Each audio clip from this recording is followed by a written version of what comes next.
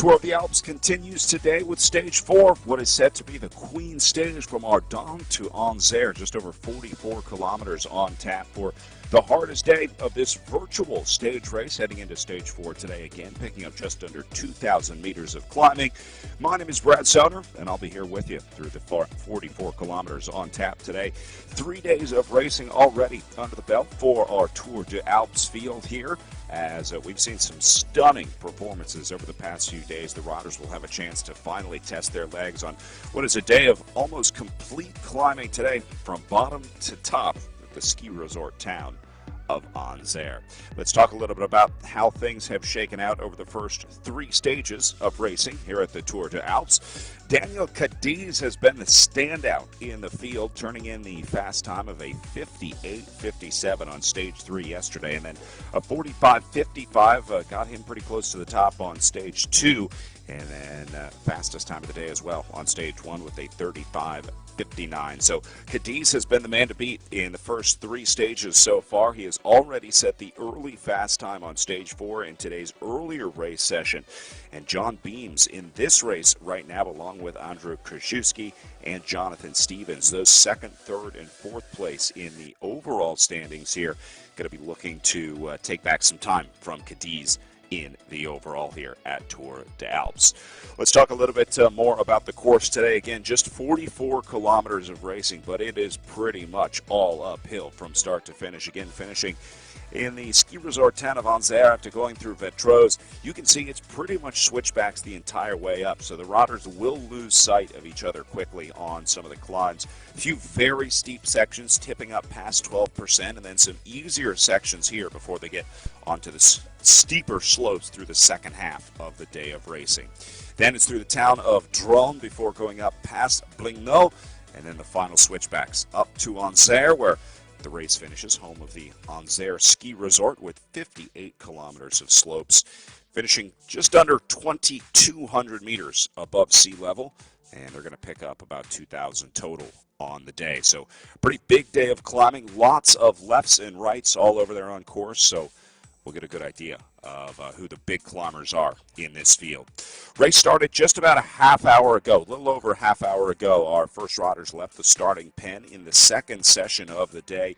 A little bit of separation early on before this initial selection was made, and then on to the first big climb of the day. We saw this rider from Sweden, Mard, taking a dominant ride to the front, dropping Krzyzewski with him eventually, though we did see Stevens rejoin Mard up on the front. Krzyzewski also working together with Beams, you see back there, the Spanish rider, and then British rider Turner in 6th position all the way up the climb. So eventually Beams did make the catch up to Mard. That put 2 up on the front.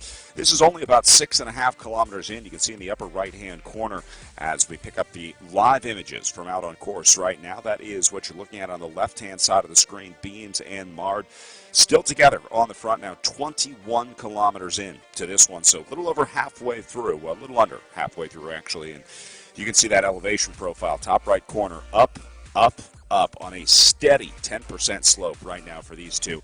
Beams and Mart clearly locked in together. They have absolutely figured out what they want to do today, and it looks like riding together. Not sure if these two are teammates or not. They're both riding the Rally team kit. Rally is an American trade team, so interesting to see the matching jerseys on the front from Beams and Mart here. A Swedish and British rider leading Stage 4 of Tour of the Alps here.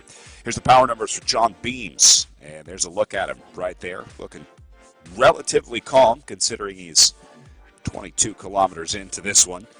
Had to do a lot of chasing to catch up to Mard, but looks like Beams has finally settled in. These two definitely know how to play the game on RGT. They understand the platform very well. You can see they're riding very well together as a group. Mard locked right behind Beams there, right on the wheel. They've done this before, no question about it. So this group of 2 is going to be very, very hard to bring back, especially considering that they're definitely riding together in this situation. Power numbers from Mard looking very similar, about 360 watts out there right now. Heart rate pegged right around 150.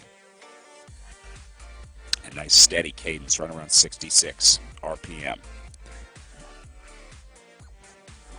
So these guys should be going just fast enough to give a little bit of a draft advantage as we go a little farther back in the field. Krzyzewski is all alone. This is a really, really tough place to be for third position. It's only 200 meters back from the two leaders. You can see on the leaderboard on the left-hand side of the screen to the very right of those names, that is the distance to the next rider in front of them. So Krzyzewski about 180, or the distance to the leader, I should say. Krzyzewski about 183 meters back from Beams and Mard. Then a little further back, we go to this group of two with Stevens and Gavache. It's John Stevens, the British rider out of Southam, at 50 years old. Now, height and weight will play a factor in this game. Weight goes directly into the formula to figure out how much power needs to be created to move these riders up these climbs and across this pavement at a certain speed. It's all about the power to weight ratio. So we'll be checking in with some riders throughout the day, looking at their weight, which is important because heavier riders need to do more watts. We'll be talking about the wattage you see in the upper left-hand corner of the screen. And it's really about the strength to weight ratio, or watts per kilogram, that those riders are able to create. So good look at Stevens' numbers here from CMS Livestream, providing the live broadcast today and all of the live data on board. Hovering right around 315, 320 watts. That is a pretty good number for a 67-kilo rider. So Stevens just going to try and keep that pinned right there. And I think Gavache is just trying to hold on right here. You can see that's about 4.5 watts per kilo for Gavache and about 4.8, 4.9 for Stevens. So Stevens doing a little bit more work than Gavache here, and it's showing because he is starting to gap Gavache off just a little bit into fifth position. Gavache may have to worry about what's behind him. That'll be Rusinek, the Above and Beyond Cancer rider, sitting in sixth position out of Canada. Rusinek about 65 meters back on Gavache here. So he'll have Gavache in sight on some of the longer stretches of road, but once they get into those switchbacks, it may be tough to keep an eye on it. You can see the upper right-hand corner, also the white dots that you see working their way up the elevation profile. That gives you an idea of how far back the next group is. We just switched back to seventh place behind Rusinek, and this is Marshall sitting on the front of this group. Now look behind Marshall. You can see there are a ton of riders locked in behind this group. So this may be the battle to watch today. Seventh place on down. Marshall, Turner, Eath, Brookvavel, Schumi, Achenberg, and Hosking in these top, let's say 7th to 13th positions. These riders all going to be locked in within 20, 30 meters of each other. So as we get a look at the Spanish rider, 8th right now, sitting in 9th position.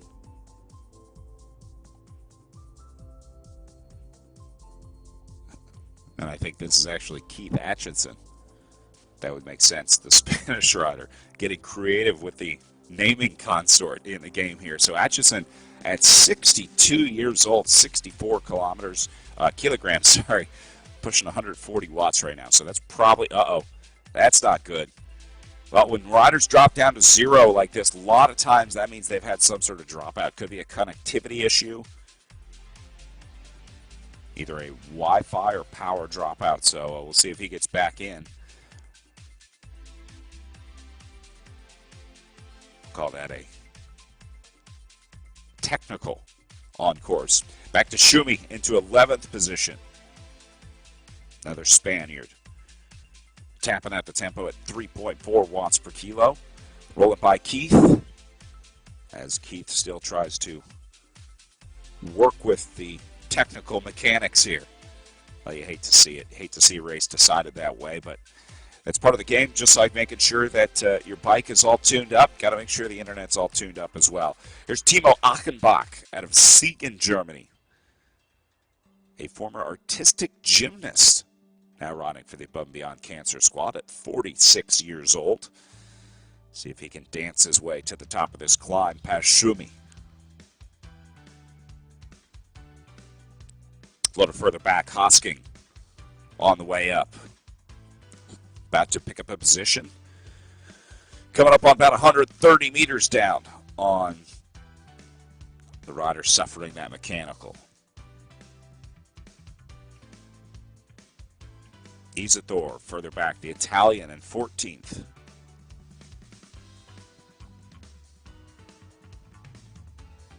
And then we'll look at Herrera a little further back in 15th, followed by Sondergaard behind him. Mard back to the front for the Rally Cycling jersey. It's like the Swedish rider back on the front. Remember, last time we saw these two, Mard was locked into a two-rider battle. Both riders taking turns. So, and there you go. Both riders still there. So 2 leaders still locked in. It's Jan Dekker. Cheers on Andre.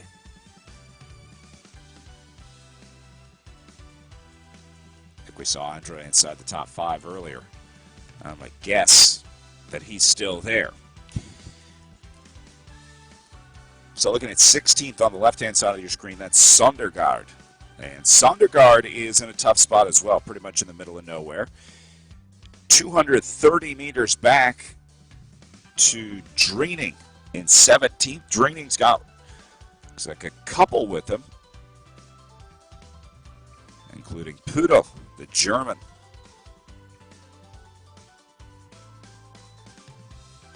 And then Orbea a little further back into 19th.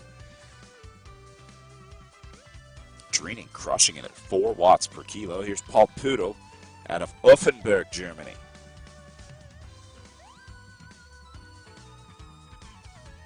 $76 kilos. Crushing it up the hill. Back to Orbea next. Another British rider inside the top 20 here. Pushing at a steady 3.2 watts per kilo as well.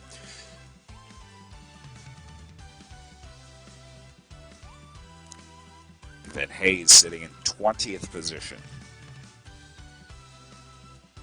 At a nice steady 3.6 watts per kilo. Suhard a little further back into 21st. And then Costa back in 22nd.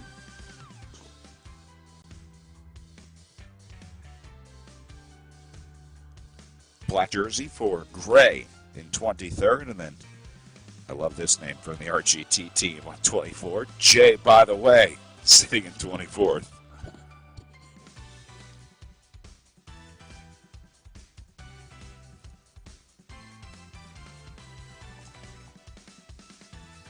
Looks like, by the way, going to be moving up probably through Gray and Costa the way Jay, by the way, is riding here. May try and link up and sit on those two for a little bit. We'll keep our eye on that. Back to 25th. Schrank, the Swiss rider, tapping out the tempo here as well. You can also see on the very left-hand side of the screen, the riders have a color bar on the very left side of their name. We're looking at Puga right now. So you see his name is highlighted with a darker bar, and then on the very left side of that, it's kind of flashing between yellow and orange right now for the 26th position rider, Puga. That shows their relative power zone. The game on RGT is able to identify what a rider's personal zone is, from an easy effort to a hard effort, and then it creates a color-coded system to help the viewers at home figure out sort of how hard those riders are going relative to their maximum effort. So when riders are in the orange, they're in a 60 to 70% zone, and then above 70%, they start to move into the red zone. So you'll see that color bar to the left of their name start to turn red. That color also appears above the rider avatar on screen, just below the name. You see for Desmet right now, the 26th rider on course, into the red zone, hovering in orange right now. So just some small, heavy efforts that push Desmet into the red, and then see it drop back down into the orange, where it looks like Desmet is going to spend most of the day today at 3.5 watts per kilo. Reese Benz a little further back. And this is going to be just about 3 watts per kilo. And then Kovelius, the German rider, back in 28th, taking it easy in the green zone, looking good. There's Andrei Khrushchevsky for the Andre fan club on social media earlier. Got a good look at your man Andre sitting in 3rd position here, bottom right-hand side of the screen, and then our 2 leaders up at the top. Again, looking at Beams and Mard, with Beams sitting on the front as they go just inside 20 kilometers to the finish.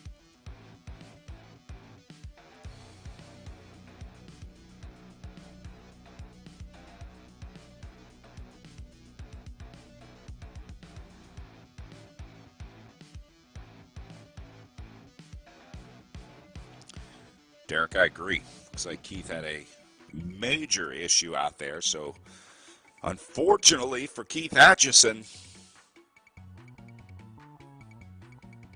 the internet ruins the day. See if Keith reconnects and is able to get back into the race. There is a limited window for riders to reconnect before they will have trouble getting back in. They kind of get kicked off the game. All right, Beams and Mard back on the front. And I would say this is going to be the scenario for most of the rest of this 19 kilometers. I think these two probably finish together, or at least as close as they can.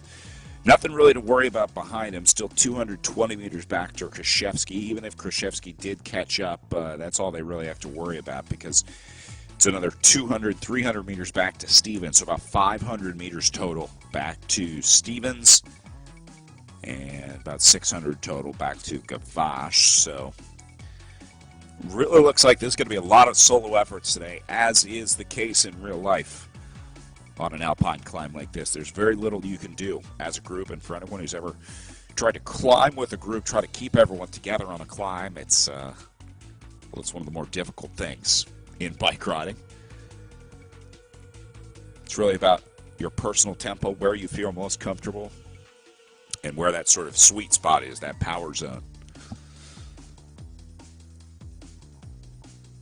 This rode a perfect replica of the climb up to Anzer. The RGT platform allows riders to ride on real roads using the accurate elevation profile of whatever road they punch in, whatever route is decided. Today using this stage 4 route for Tour of the Alpes on the way up to Anzer. You see it here.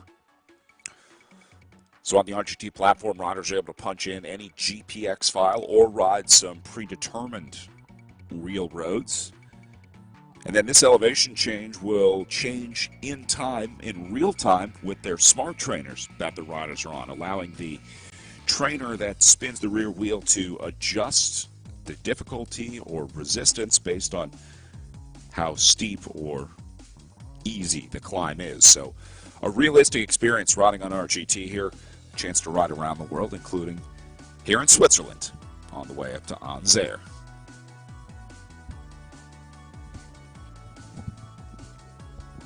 But looks like these two really enjoying their time in the Swiss Alps. Beams and Mard on a nice little cruise off the front of this field here. Krzyzewski really going to be the one to watch today in 4:30. He's obviously the only rider with, I think, a real shot of being able to get up into first and second place. But with Beams and Mard working together, that is a big ask for Krzyzewski. So we'll see if he can pull off a miracle today. A little farther back, good look at Marshall on the screen as well. You see Krzyzewski sitting at 350 watts, down to 320 now. That is a big, big ask for a rider to do that all day. See how Mard and Beams are able to hold on to right around 4 watts per kilo. Krzyzewski is doing just a little under that until he goes into the red zone here and pushing over 5. So it looks like Krzyzewski is putting in the effort to try to close down the gap on Mard and Beams here. He's going into the red a lot more. He's pushing the tempo, pushing his personal effort in a way that Beams and Mard just aren't. They're content to be sitting on the front with this nice gap, but Krzyzewski's still trying to bring back what is now 350 meters. He lost about 100 meters actually in the last, let's say, 10 minutes of riding. So things trending the wrong way for Krzyzewski right now, but not for a lack of effort.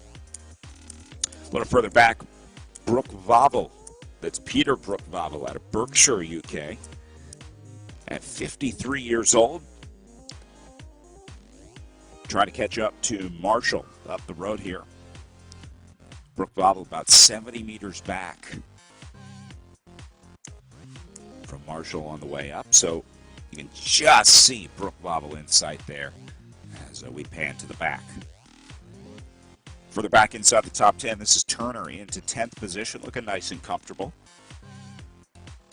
Turner taking it easy on one of the toughest parts of the climb. Staying in the blue and green zones, even around the switchback. Maybe just making for a better picture for the virtual fans riding by there. You can see on the bottom of the screen as well the total elevation profile for the stage. So this is really the second big climb of the day. They do get a little bit of rest after this, that blue downhill run section. So after the peak here, which looks like our 2 leaders are just about to go up and over. And then the final climb of the day starts up to the summit. So this will be a chance to rest, recover, relax a little bit on the way down, and then get ready for the big battle on the final climb up to Anzer. So Mard and Beams going to lock it in and start dropping down here.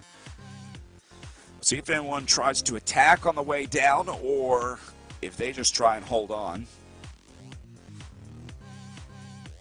Now the riders would be able to zero out their power meter here. They could theoretically coast probably all the way down, but that would give Krzyzewski a nice chance to catch up. So I think these two are going to stay on it on the front.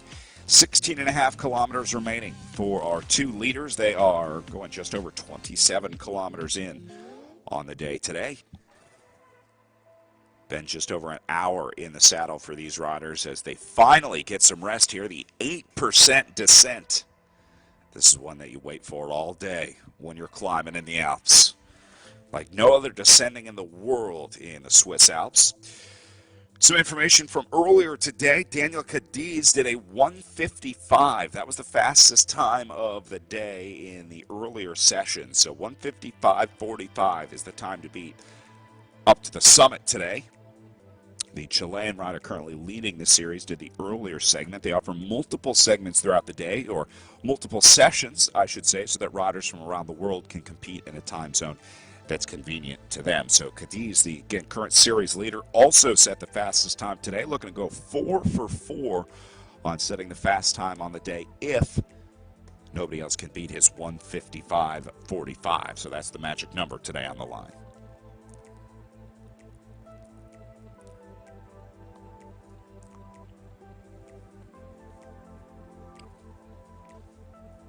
So pretty simple. 45 minutes to do 15K. A little further down and then the big climb. Now, it seems easy on a flat 15K, but on the final climb that these riders have today, there is no easy kilometers at all, except, of course, for these next 3 or 4 on the way down before the climbing starts. Krzyzewski getting gapped off even more on the way down here. His gap has now gone up over a kilometer. Some of that has to do with the difference in descending time. Mard and Beams obviously got a head start on Krzyzewski on the way down, so that artificially inflates the gap a little bit. Once they get off of the descent and onto the climb, we'll have a little more accurate reading. But I do think Krzyzewski is continuing to lose time on the way down here. Looks like he's pedaling, but just a little bit, right around 1.82 watts per kilo. So is taking it easy on this section. Meanwhile, you see Beams on the front doing 5-6 watts per kilo. What he's trying to do is pull Mard down the mountain here. Now, as the speed picks up, the drafting benefit in the RGT platform increases as well. And so that's what Beams is trying to do here. Pull Mard down the mountain and give both of those riders, and Mard is going to contribute here as well. So I think that's going to be it for Krzyzewski. You just cannot argue with physics. And that's what the RGT platform is all about, the accurate physics of riding here, and that these two are going to be able to draft off of each other and move quicker as a group than they would as an individual rider like Krzyzewski. So Henrik Mard is going to lead the way on the way down.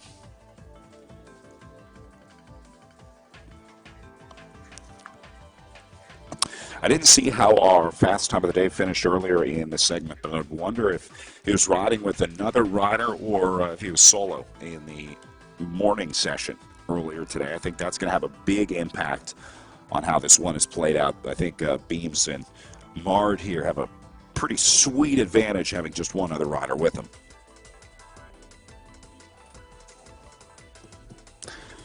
Krzyzewski down to 1.2K back. And then Stevens in fourth, and Gavash sitting inside the top 5. But it's all about these two on the front, almost to the bottom of this descent before it kicks up. You see again, bottom of the picture, about 3/4 away through the blue section. By the way, if you want to take a stab at some race commentary here on RGT, on ZMS Livestream, you can check out ZMS Livestream on Facebook and join us for some of the ZMS events this season, including the Echelon Racing League starting November 13th. More info there on Facebook. Echelon Racing League. James Ogilvy, thank you very much. Keith Atchison is back, and I couldn't be more excited. Atchison going to slot into 12th place. Welcome back, Keith. Looks like Atchison got the connectivity issues sorted out there in Barcelona, and the 62-year-old is back at it in the OTR kit on the front. Way to recover, Keith. It's not how you start, it's how you finish. Back on the front, Mard Beams continuing to trade poles up at the front here.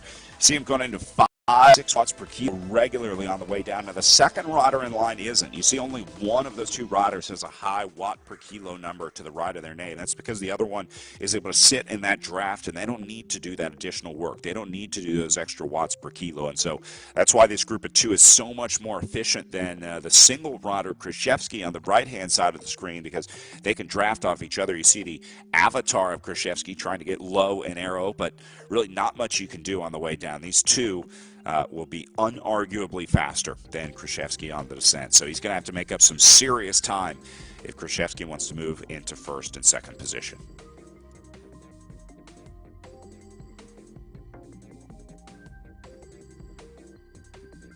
Yeah, it's about a 2-minute gap. Nice graphic there from ZMS live streams. They call them next level streams for a reason. Got all the information you could possibly need, including a helicopter. As we take a look from our virtual helicopter over the top of the picture, awesome shot seeing the way that these two are able to descend from up above, and then they're also on the bottom left-hand side of your picture, so kind of cool opportunity to see a couple different views of the riders on the descent. Good look at one of the switchbacks there, as they have now started at the bottom of the climb and starting their way back up, just about 5% right now. That is the easy part of the climb, believe it or not. You can see the red section later. That goes up to 12, 13% at some points, so it really only gets harder from here to the top for these two as Mard and Beams begin the final climb of the day. Krzyzewski is making up some time. We said that would even out after they all got off of the climb. Krzyzewski still has a little bit of descending to do before he gets onto the bottom of the climb, and then that should give us a more accurate gap of what that looks like. But it's showing about 840 meters back right now for Andrei Krzyzewski.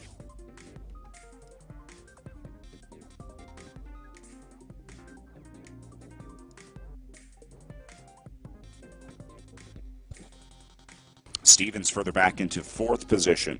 The above and beyond cancer rider out of the UK. Trying to hold off Gavash and doing a fine job of it, a kilometer back. So don't see that changing anytime soon. Rusnak here is only 500 meters behind Gavash, so Rusnak may be able to catch up and pick up a 5th position, adding 1.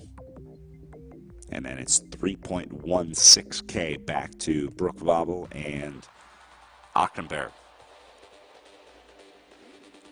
Nice group of 3 linking up here. This is exactly what I was talking about earlier. This group in 7th, 8th, and 9th position is a serious threat to Rusnak right now. Even though it's 3.13K up the road, if these 3 can cooperate on the climb, Rusnak might have to worry about what's in his rearview mirror. Can have a nice lead headed into that climb, though. 3.13K, I think, should be enough to hold off 7, 8, and 9. So this might just be a battle for 7th place out of this group of 3. It's always fun to pick up these smaller battles throughout the race. Try and figure out where they are in line. Here's 10th position, Turner, rounding out the top 10, tapping out a 3.4 watt per kilo ride, with about 17K left to go for him, and then another 18K left for Husking back in 11th.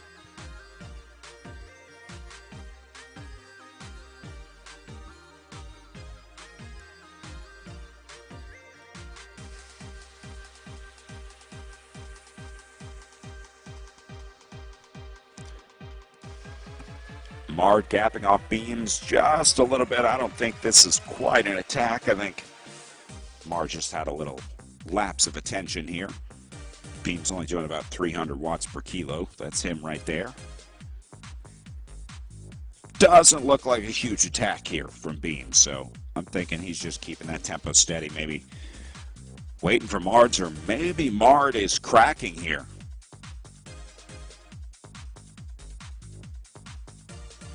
Mard staying in the green, not panicking to close this gap here as he goes 40 meters back to Beams. So Henrik Mard all of a sudden in a little bit of trouble. After powering up the climb together with Beams, now has to make up just about 40 meters to get there.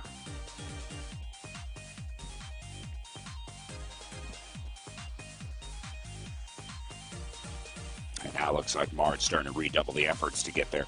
Nice job not panicking by Mard. It would be very easy to go straight into a red zone effort in this scenario. Go all in and try and push yourself to close that gap immediately. But I think Mard knows you can slowly but surely bring that back. If you need to take a little rest, you let that gap open for some reason. Whatever it is, there's no reason to panic. So I think that's what Mard is doing right now. Nice job. Krzyzewski further back into third position. Now down to just 300 meters back. So Krzyzewski is coming on hard. Mard is in trouble now. Krzyzewski's got the taste of blood. And here comes third position. So Mard needs to close this gap. I said it was okay to be calm, but needs to be a little more urgent in trying to get up to Beams. Those two need to work together to keep Krzyzewski out of the draft, because if Krzyzewski can get up there and get a little piece of that wheel, I think he locks into this group of three. So I think Beams and Mard want to keep Krzyzewski out of the conversation as long as they can. Krzyzewski knows it. Look at 4.8 watts per kilo, going just a little harder than the other two, slowly closing that gap. So Krzyzewski trying to bring back the 360-meter gap. Meanwhile, Beams looking very good. Mard continuing to lose time. I think Mard is just fading here. I think Mard is feeling the effort of the queen stage of racing here on stage 4, maybe feeling the effort of the first 3 stages of rotting, went a little too deep. And Beams just a little fresher on the day today with 8 kilometers to go. Krzyzewski inside 300 meters to catch Mard. See Beams on the switchback way up the road through the trees here. Off to the right-hand side of Henrik Mard. All 4 riders in the top 4 locked into the yellow zone here. And this is really the best way to climb. Just lock it in and tap out the tempo. Krzyzewski goes inside 300 meters, down to 280 now to Mard. Meanwhile, Beams continuing to put in time. And what a ride from Andrei Krzyzewski today. To hold on in third and make the surge on this final climb.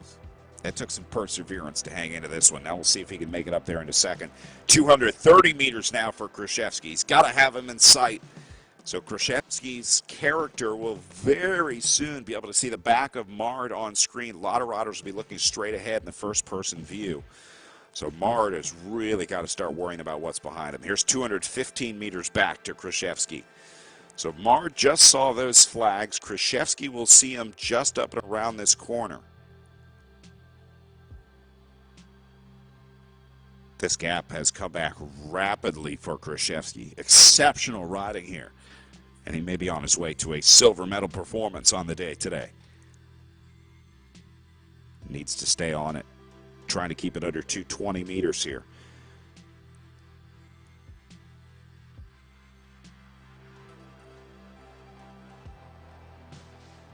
And now Mard locking back into it. Meanwhile, Beams on the front up to 130 meters ahead of Mard. I think Beams is gone. This looks like Beams, your race leader, going to solo to it today. Still with 7.5 kilometers to go. So a lot of racing left for Beams on the front, but certainly looks like Mard is starting to crack, and I think Krzyzewski is going to link up there pretty quickly. So I'm expecting to see Mard and Krzyzewski battling on the way up to the line for a second, and I think Beams will hold on for a solo win here. But a lot can happen in 7.5K. We'll keep an eye on it.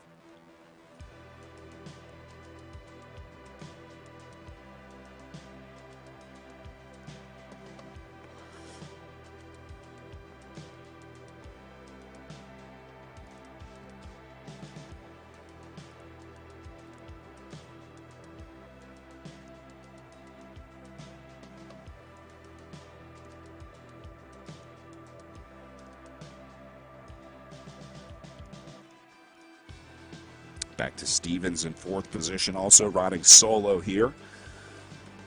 300 meters back to Gavash. I don't think that's really much to worry about.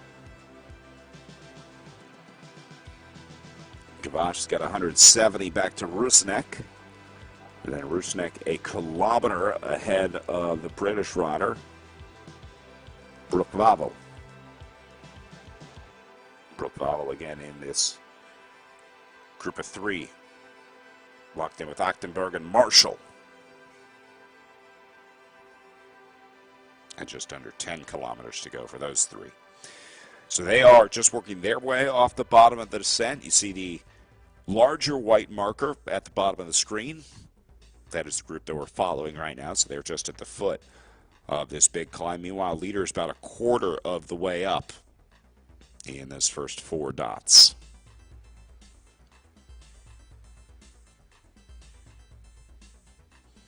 Here's Turner, just finished the bottom of the descent now in 10th position.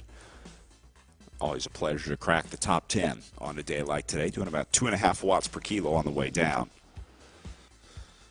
And then Sondergaard behind him and into 11th position, pressing down the climb, trying to hold off Hosking at just 120 meters back. So that's another good close battle forming on course. 11th and 12th place between Sondergaard and Hosking.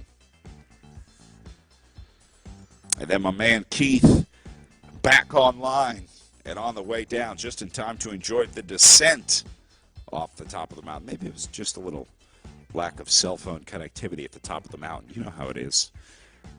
Sometimes when you get up into the remote reaches of the climb, have trouble getting reception. He was too realistic with his connectivity. Herrera and Istar locked in here, 14th to 15th. Good battle unfolding there as well. We'll keep an eye on that as these two look like they're going to have a nice finish. And then Orbea a little further back solo, about a kilometer ahead of Hayes here, who is riding with Pudel, the German. Well, was riding with Pudel. We call that a TV attack. Just as soon as the moto pulled up alongside Pudel, goes on the attack there. Way to go. There you go. Holding on to it. You got to do it for the sponsor. I think Pudel repping OTR on the kit. And Hayes going to respond to it. There you go. Little TV time, little TV love for OTR. Look, now Hayes wants his time in the spotlight. Hayes says, "Don't forget about me." Pudel got to go as well. The joys of television. This is just like real life. Everyone's cool until the TV cameras show up.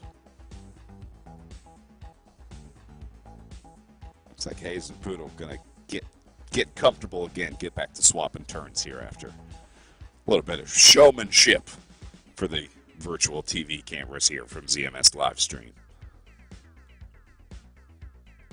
Back to Costa in 18th position, enjoying the way down, a nice 1 watt per kilo.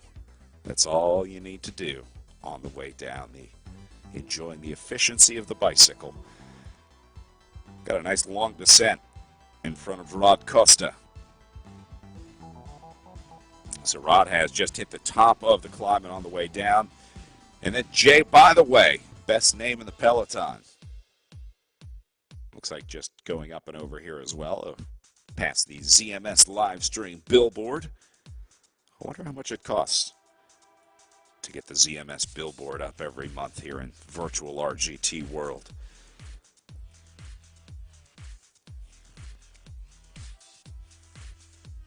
Shork a little further back into 20th position to try to hold off Suhard behind in 21st. And these two are going at it, holding about 3 watts per kilo, so that is not an easy ride for those two. You see the up and down graph on the left, upper left-hand side of the picture here. That is the wattage that the rider has done over the last minute or so, that moving white line. So a lot of times when you see spikes like that in the wattage, that means that there was some sort of battle or action happening on course. So I think that was Suhard trying to throw in some efforts to finally get up there to Shork and try and grab on the wheel. So Suard trying to close this 70-meter gap right now. It's so tough when you can just see the rider up the road, but you can't quite close the gap, and they know there's just a little bit of advantage waiting for them. Once you get there, you can drop the wattage just a little bit, sit in the draft, try and rest, relax a little bit.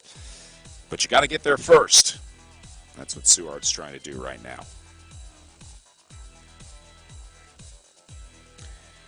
Back to Desmet in 22nd position.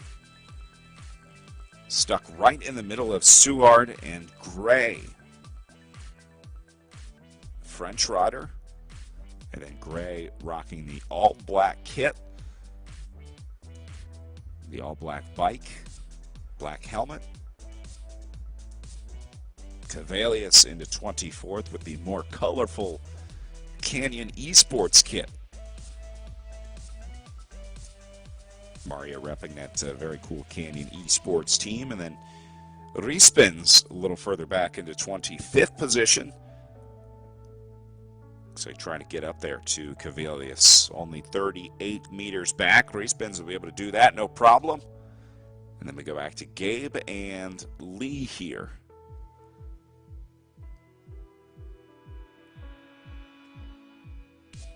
With Graham just off the back of those two. So Graham can get up there as well. Come on. Almost there. The British rider in 28th position here. It's only 30 meters back. Come on, Graham.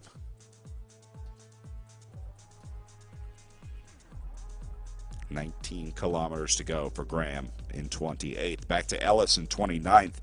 Just lost sight of Graham up and around this right-hand bend here. About 420 meters up to Graham.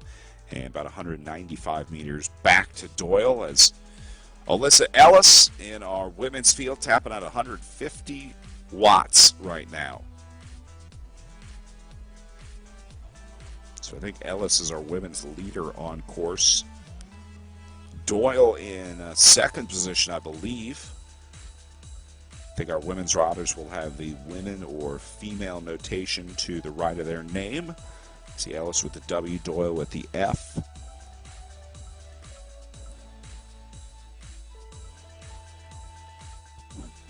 And then Nichols locked on just on the wheel of Doyle. That's Paul Nichols out of Sussex in the UK.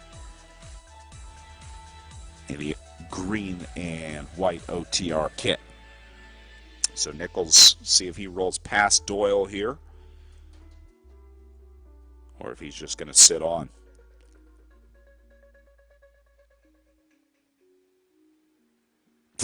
Little wave past Doyle. I would not recommend riding like this in real life. I don't think you want to half-wheel the rider next to you for too long. Maybe if you're holding a conversation on the way up the climb. I'm not sure if Nichols and Doyle know each other, but it looks like just a friendly hello for Nichols on the way past Doyle. Back to Gill, British rider in 32nd position. Trying to hold off the American 3 kilometers back. In Elliott into 33rd. Tapping out the tempo here. And then looks like Spencer also suffering from a technical issue here. Hate to see riders zeroed out on the climb. Maybe just taking a break. Tending to a family member or pet maybe. Changing the channel. Turning down the volume on the commentator on the live stream. Who knows? There are a lot of reasons that you may need to get off the trainer for a minute. So it looks like Y is going to go by Spencer here. At a nice steady 100 watts. Onto the very steep section here. 15%. Y grinding up to the top. Way to go. Oi, oi, oi.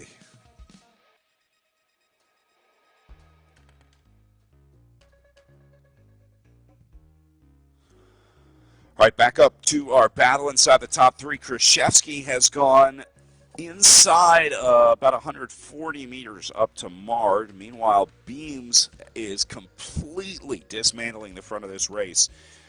going about 320 meters up now on Mard. So I think Beams will hold on to this one. 4 kilometers to go to the summit. Look at this, still putting in a serious effort up here into the orange. There's no reason for Beams to be riding this hard. This is a pride ride, as they say. Taking on a little water. Luckily, it's not virtually raining where John is. Looks like training at home, maybe out in the garage or shed.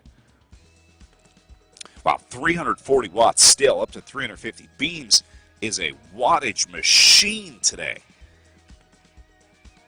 This is exceptional riding. I hope the fans here can appreciate the effort they're seeing here. This is a great ride. Remember, 1:55:45 is the time to beat today. The early fast time set in the afternoon section. So I think that's what Beams is really gunning for here, trying to beat that fast time of the day at 1:55. They're at 1:32 right now for Mard in second position. So got about 20 minutes to get to the top of this summit with 4 kilometers to go. But on some of the steeper sections, you see Krzyzewski tapping out 7% on the way up. Peter Austin cheering for Paul Pudel. You saw Paul earlier. It's part of that TV time battle. Putting on a little show for us here at ZMS Livestream. My legs are just watching this, says Antoine Reno. I agree, Antoine. That's why I took up the commentary side of things. All the credit in the world to anybody participating in the Tour of the Alps this week. It is some serious, serious riding here on RGT. They are not messing around with this Tour of the Alps. And obviously we chose the toughest day today, the Queen Stage, for our ZMS broadcast.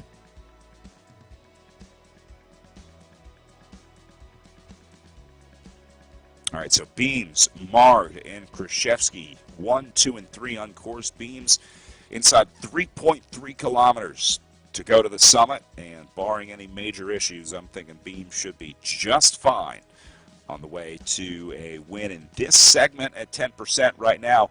It's really about the clock for Beams. Remember, 1:55 is the time that he wants to beat, and I think there should be no problem for Beams to beat that early fast time. The advantage of riding with Mard all day today really saved Beams a lot of watts throughout the day, and so I think he's going to be reaping those benefits here along with Mard. Remember, Cadiz set that 1:55:45 earlier in the day. The 45-year-old out of Santiago, Chile at 80 kilos. But I think Beams is on the way to knocking down that 1:55. So that'll be the first time that Cadiz has been beat here in the virtual Tour of the Alps.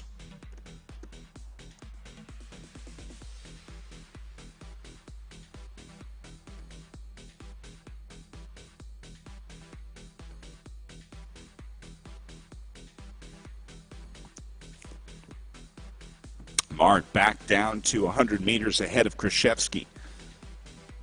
Andrei Krzyzewski been fighting all day to try to close down this gap. If this one gets closed before the finish, it'll be quite the feeling for Krzyzewski. 80 meters doesn't seem like a lot on paper, but you can see what it looks like right there. Krzyzewski just has Mard in sight up in front, so you can just see Mard at the top of the picture here going around that right-hand band and off into the distance. So for Krzyzewski to not panic here shows an incredible amount of skill and discipline on the bike. Down to 80 meters. It's like fighting a big fish. You want to reel them in slowly but surely. Wear them out. Let them tire themselves out. And then you go for the landing. I think that's what Krzyzewski is trying to do here. Just let Mard run with a little bit of line.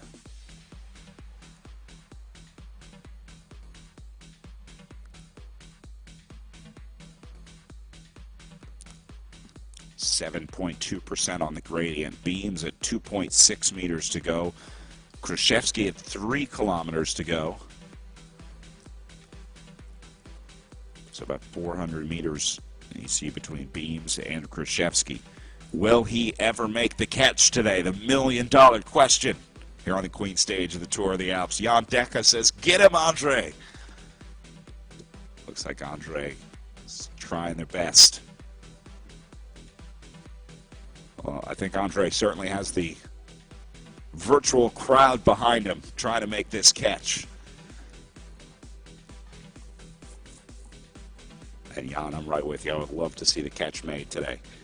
Krzyzewski has fought so hard in a very tough position, especially with two working together for the better part of the first half of the day. Beams and Mard were rotting together. When you get in that scenario, it is very easy to throw in the towel and say, hey, third is the best I can do. There's no way I'm going to be able to bring back Beams and Mard. But Krzyzewski stayed on it. Eventually, Mard cracked. Beams went on. And now Krzyzewski has a real shot at making the catch on Mard before the finish. Got 2.7 kilometers to do it. Trying to bring back a 72-meter deficit. It was 80. Just cracked 70. Down to 65. The closest that Krzyzewski has been all to Mard.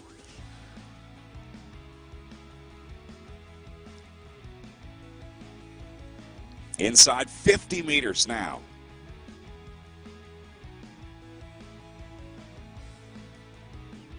Krzyzewski can taste it into the orange zone. Big watts here, pushing 400. Going to settle in right around 390.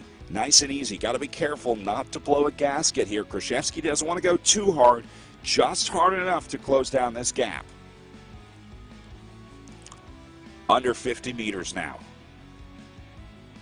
Big switchback up ahead. We'll see if Krzyzewski steps on it on the steeper part of the road here, as Mard goes around the switchback.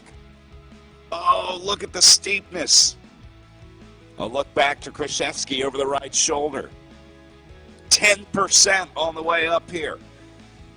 Mard is gaining, redoubling the effort. Some fallen trees along the course. It's getting dodgy out there. The weather up here at the top of Anzer knocking trees over. Krzyzewski gets through them.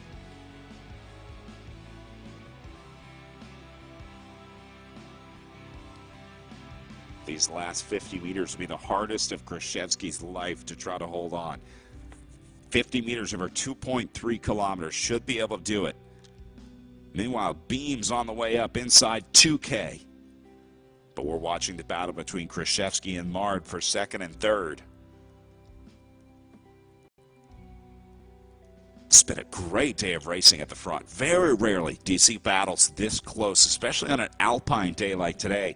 On RGT, it's so easy for that separation to happen, and then riders just lock into their own solo ride. This battle with Mard and Krzyzewski at the front has been exceptional. And, of course, Beams riding away solo about 10 kilometers ago, dropping Mard on the way up the climb. And now Beams on the way to what looks like a solo win here. And, again, trying to beat that fast time, 1:55.45. Beams at about 1:40 right now. So about 15 minutes to get to the line, cover that last 1.8 kilometers.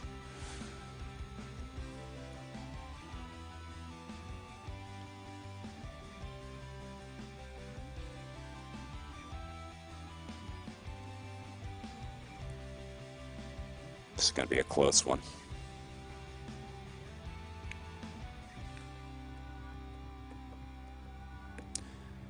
You can see the speed in the top right. Beams doing about 14 kilometers an hour right now. If he can maintain this pace, he's going to be really close to that 155. I think if he holds it right here, he'll beat 155. But if he drops just a little bit, he's going to be in trouble.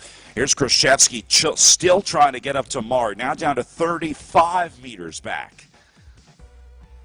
Remember, at one point, this had dipped above a kilometer for Krzyzewski to try to close that gap up to Mard, and now he's just 30 meters away from the rear wheel. The fans going wild under the ZMS banner. And understandably so on the slopes of Anzer. 25 meters for Krzyzewski.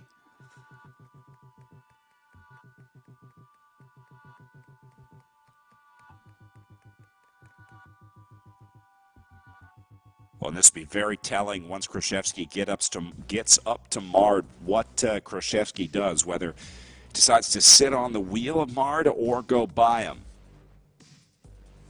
That could prove dangerous if you decide to sit on, because that still opens the door for Mard to have a secondary effort, try to come over the top. Down to 20 meters now for Krzyzewski, the moment that Krzyzewski has been fighting for all day.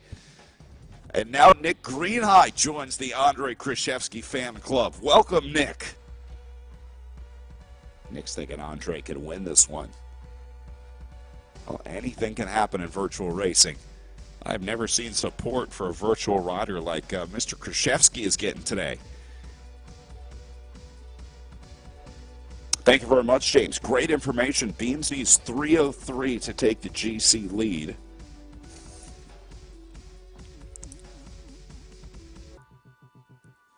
So that means that to move into GC, he would have to do something like a 1:52.42.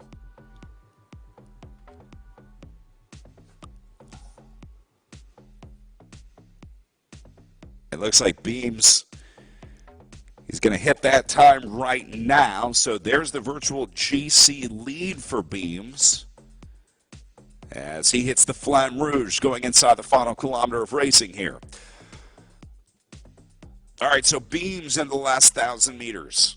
Not going to move into the GC lead, but does have a real shot at setting the fast time of the day today. Meanwhile, Krzyzewski and Mard still locked in. Krzyzewski just cannot make this catch in the last 30 meters.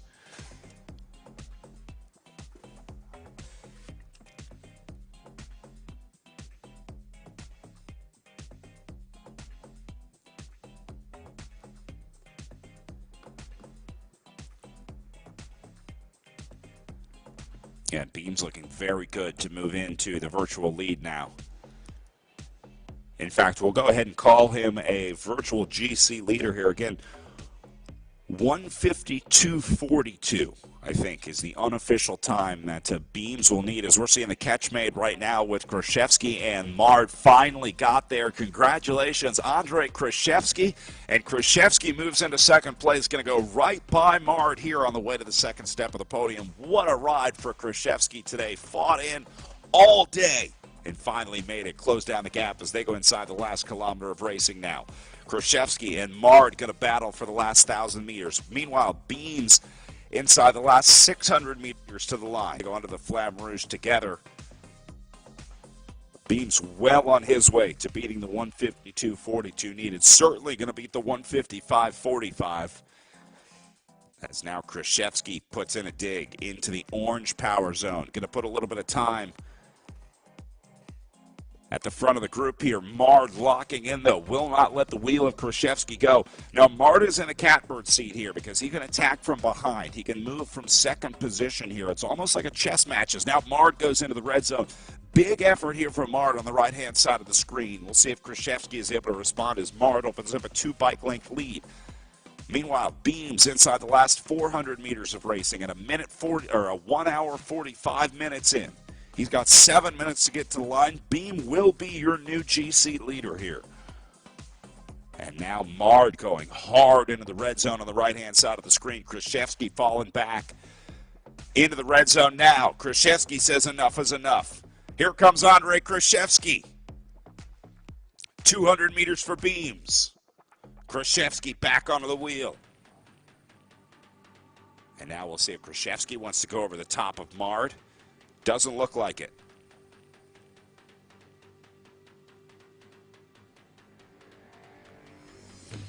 And Beams going to finish in the rain as Krzyzewski and Mard go orange and red in the battle for second and third. There's the finish line in sight for Beams on the left-hand side of your screen. He will set the time he needed. Again, 1:52.42 is the time to move into the GC lead. He's going to go just over 1:46 on the day. Plenty of time for Beams to not just set the fastest time of the day here on Stage 4, but also move into the overall lead here on the Tour of the Alps. As the British rider, Beams wins the day with a 1:46.15, your new fast time today, and new series leader on Stage 4 of the Tour of the Alps. Now second and third still getting sorted out. Krzyzewski and Mard been battling all day. Down to the last 250 meters for these two. Krzyzewski moves to the front.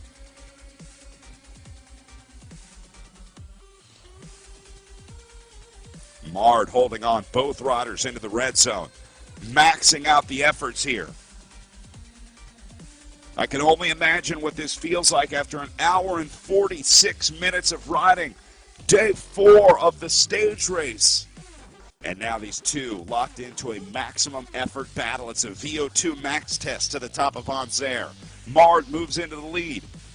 The last 100 meters to the line. Krzyzewski in trouble. And looks like Mard will move ahead to take a second place finish on the day. All the credit in the world to Mard and Krzyzewski. What a battle out there today. An exceptional show from these two. Mard going to go second at 147.21. Krzyzewski going to go third at 147.23. A close one for second and third, but man, what a battle for the podium. Meanwhile, fourth place, Stevens. Going to start his final kilometer of climbing solo for the Above and Beyond Cancer team.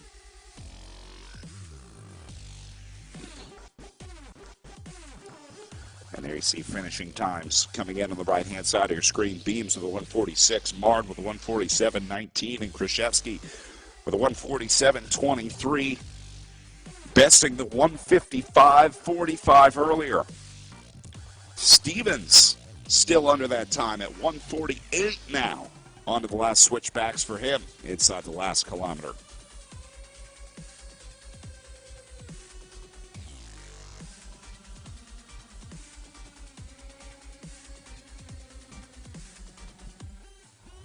There's John Stevens out of Southam, the 50-year-old, having a great day inside the top 5.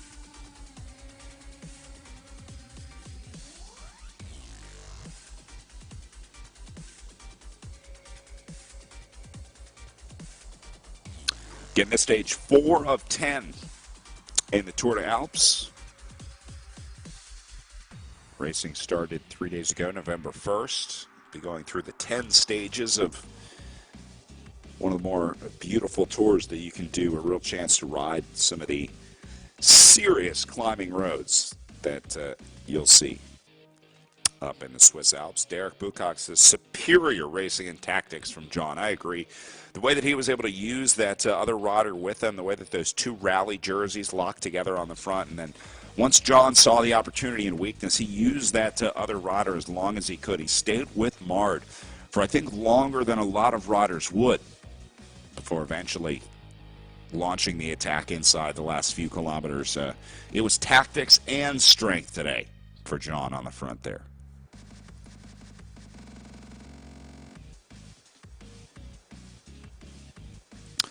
Back to Stevens, and then the Rusnak-Achenberg group looking very good. Gavash also back there, 5, 6, 7. Looks like these two are going to do battle on to the last switchbacks of the climb here. Still just over 2K to go for them as Stevens works his way up to the summit solo.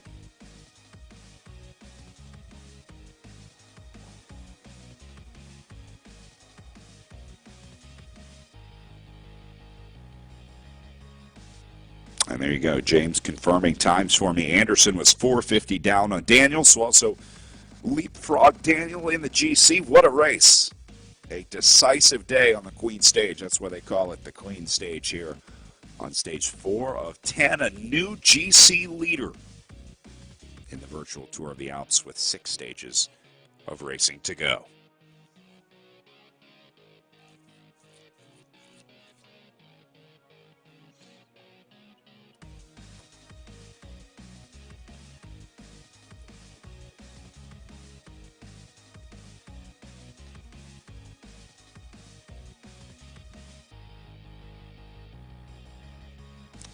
%, gradient here for Stevens.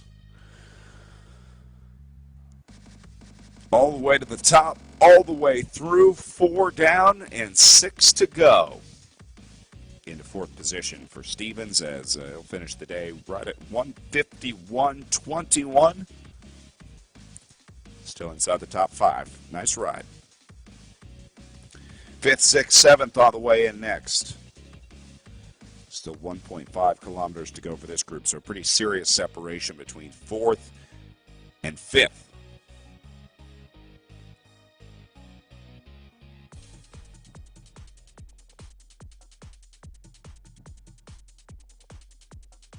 So the German and the Canadian trying to work out 5 and 6 here. Rusnik out of Canada for that Above and Beyond Cancer team, the white jersey with green and white highlights. Trying to chase down the German up the road.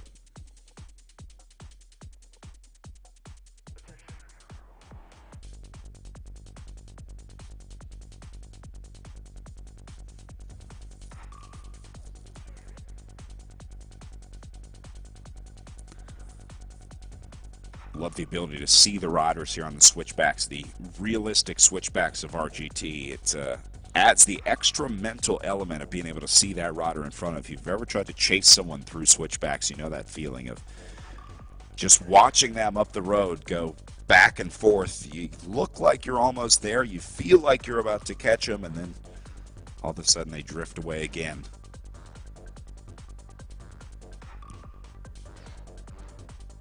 One of the brutal parts of racing on the switchbacks. Here's Peter Brook-Wavel out of Berkshire in the UK, the 53-year-old riding in 7th position, trying to hold off Gavache behind him and trying to catch up to Rusnik up the road. I think Brook-Wavel and Rusnik are going to link up eventually. I see these two at some point making contact on that finishing climb. There's Rusnik just ahead of Brook-Wavel. Still 1.2K to go. I think Brook-Wavel's got plenty of time to get up there to Rusnik.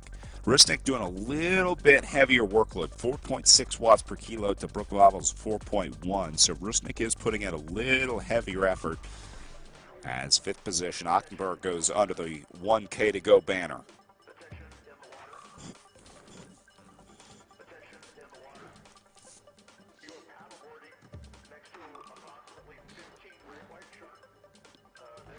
There's Rusnik in 6th position.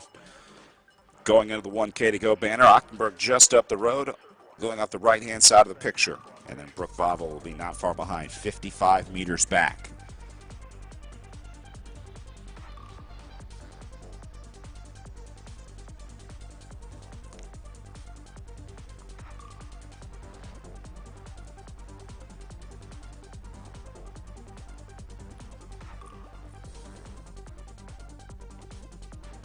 Gavache going inside 1 kilometer to the line. These riders all on the final 1,000 meters of climbing up to the top of Anzer. This would be a great one to go back and do in real life, wouldn't it? After such a decisive ride on this climb, I think a lot of these riders will have a pretty strong memory of this last climb, especially if they were locked into battles. So if you ever find yourself in the Swiss Alps, be sure to check out the climb up to the ski resort of Anzer. Make it sound so easy. They make it so easy on RGT. Unfortunately, it's a little more difficult in real life, but certainly a nice way to scout some of those routes. If you got a vacation coming up, planning on doing any riding anywhere new, good chance to test yourself against some of the local climbs on RGT. Just punch it in and see how tough those local climbs really are. Marshall going inside 1 kilometer to go now, as our first female rider makes her way to the top.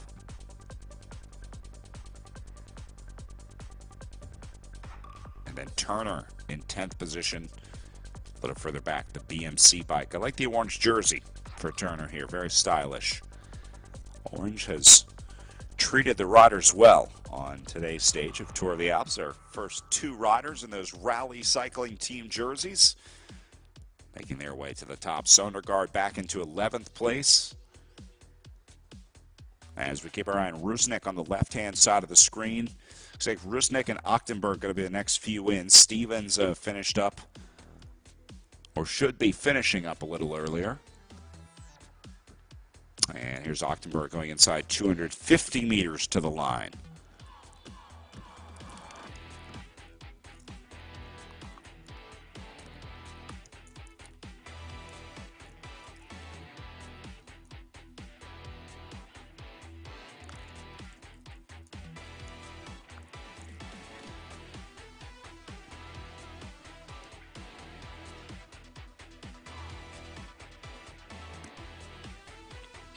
Doesn't look like any real threats behind for Ockenberg. Rusnak at 100 meters back. Brookvabel at 130 meters back. That means that Brookvabel still hasn't been able to catch up to Rusnak. We'll go back and pick up that battle here in just a bit. But we'll let the German get through the line here. Last 12% gradient on the way up inside the last 75 meters to the line. What a feeling it must be after just under 2 hours of riding in the saddle to finally hit that line and finally enjoy the sweet taste of victory. A top 5 ride for Ockenberg today. Crossing the line at 157.16. We'll go to Rusnak up next, the Canadian. Not quite able to make the catch, but gave it a valiant effort. Held off Brookvabel. And Rusnak will take 6th place on the day with a solid effort through the line into the red zone at 157.33. Brookvabel will come in just behind that into 7th. Going to go just under 158. I think should be able to keep it under. Last 4 watt per kilo effort into 7th place for Brookvabel here. And there you go, 157.53 for Brookvabel. Gavache in 8th position in the last 100 meters of racing. Up now.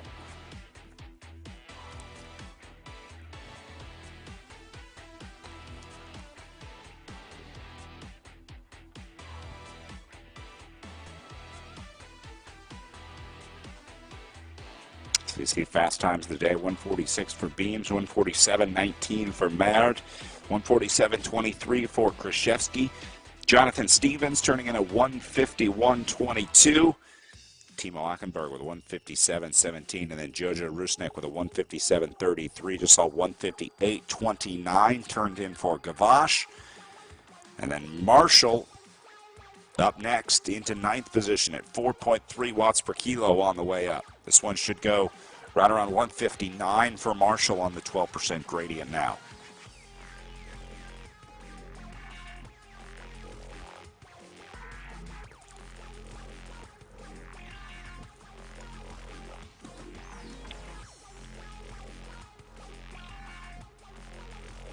And then we'll see if we can pick up our top 10. Turner a little farther back. Looks like Turner should be just coming up to the Flamme Rouge once Marshall gets in for the finish.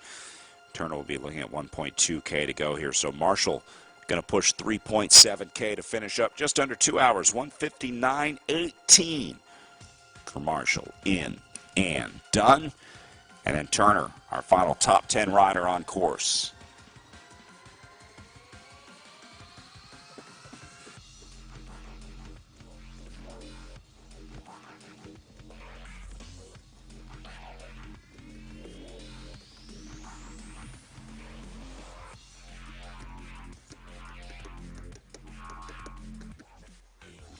John Beam says, nearly sick and right leg almost cramping. Wasn't sure I'd make it to the line.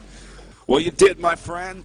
You won the stage and you moved into the lead today. So the pain was worth it, Mr. Beams. But I understand that feeling. The trainer really takes it out of you. That effort on the trainer is unlike any other in the world. So my congratulations to you, John. What a ride today. Hope you get some well-deserved recovery before stage 5 up next. And then stages 6 and 7 and 8, 9, 10. We won't think about those right now. Let's just enjoy the victory today. What do you say, John? So Turner inside 1K around the final couple switchbacks here. Sondergaard back in 11th for the E-Cycle Club out of Denmark.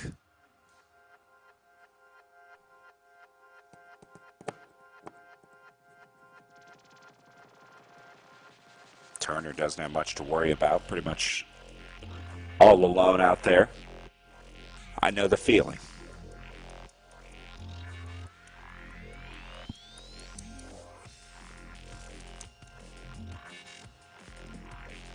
I'm sure Sondergaard right now wishing they had an E-Cycle out of Denmark. I'm not sure if that's an e-bike club or not. Sometimes you just need an e-bike to close down that last little gap. Big fan, especially on the climbs. Of course, never in competition. Turner in 10th position here at right around 4 watts per kilo. Going to hold off Sondergaard here, so That'll be our final top 10 spot after Marshall turned in a 159.19. Turner on the last 650 meters to get up to the line.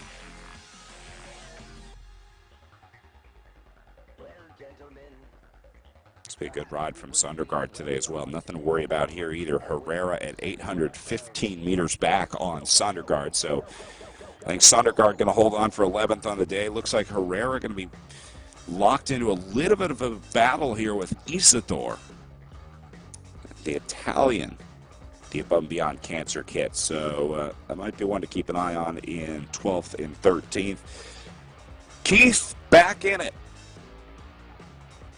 We saw this rider with a technical earlier in the day, a little mechanical, losing connection with the game, but happy to report Keith got back in it, back online, and has now gone past Hayes here into 14th position at 3.4 watts per kilo.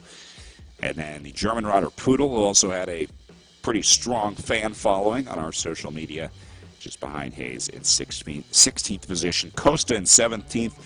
Jay, by the way, back in 18th. Suhard sitting in 19th. And Desmond rounding out your top 20 on course right now.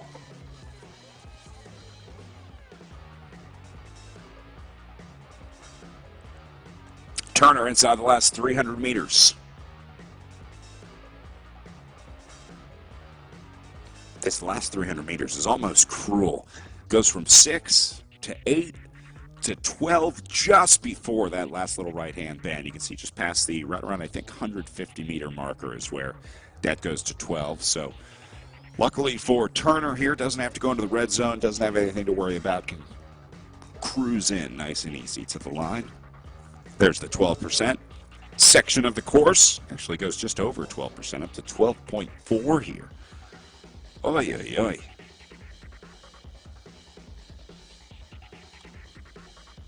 Nice shot from ZMS Livestream here, getting the moto cam right alongside Turner here. Really gives you a great idea of just how steep 12% is. Most people would have trouble finding a 12% climb throughout their daily life. Of course, you can always jump on RGT and, well, find some of the toughest climbs in the world. Done races on Alpe d'Huez, the Côte d'Azur, and now the climb up to Anzer.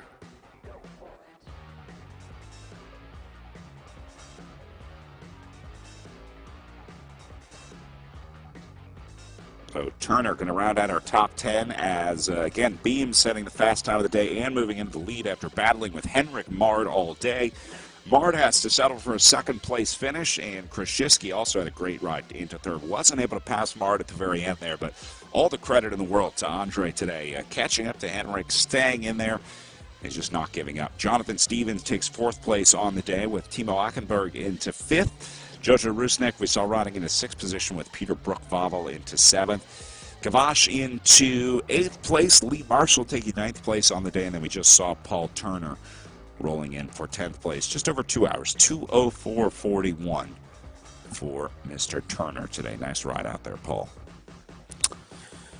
So Sondergaard, Herrera, Isidore, Mr. Keith, Hayes, Pudel, Costa. Of course, Jay, by the way, Suhard, and Orbea still on their way in for the next 10 spots inside the top 20 as we wrap up the top 10 out there today for Stage 4. It really was a queen stage today. Certainly a decisive one. Had a major impact on the overall situation here in the Tour of the Alps, as, again, we're going to be looking at a new overall leader after today with Beams moving into the GC lead. And I'm going to guess Mard and Krzyzewski will also move up in GC. So a good day to have a good day on the slopes up to Anzer. At the front of the bike race for Stage 4 of the Tour of the Alps, as the helicopter picks up Pudel and Costa locked into a nice little battle for those two. Don't forget, racing continues tomorrow at the Tour of the Alps with Stage 5 from Botyre to Aminona.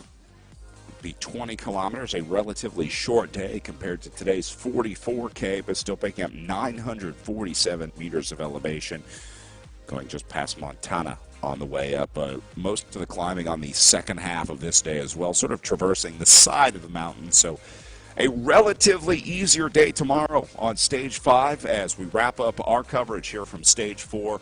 What a day of racing. Congratulations to all of our top 10 finishers and the new leader here at the Tour of the Alps. For everybody here at ZMS Live Streams, my name is Brad Soner, saying thanks for riding, thanks for racing. We hope you enjoyed your time here at Tour of the Alps and RGT today. Good luck to all the riders on Stage 5 tomorrow as the Tour of the Alps continues. Stage 5 of 10 up next.